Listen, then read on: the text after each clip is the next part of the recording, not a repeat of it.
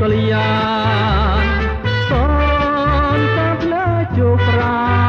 នរងាញោហារទេ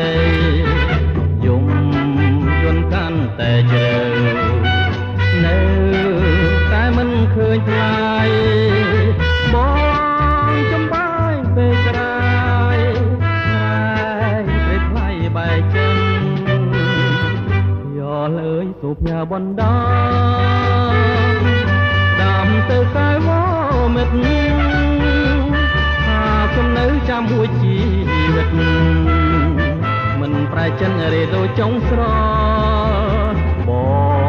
ងទូទ្រាំរងចាំជាងទុកអំពើចាំចម្លើយតាមយ៉ាតាអូនឆ្លើយមិនដេចដែរ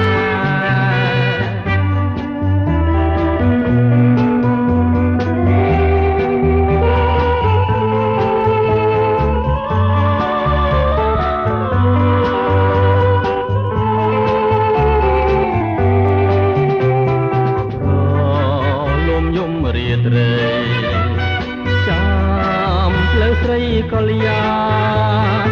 សងតាមផ្លែជោប្រាន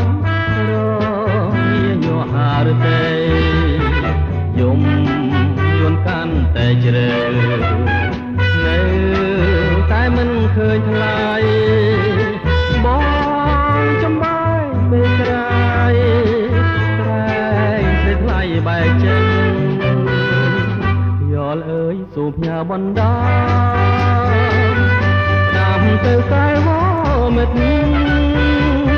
ថាខ្ញុំនៅចាំមួយជីវិតមិនប្រែចិនរេដូចចុងស្រ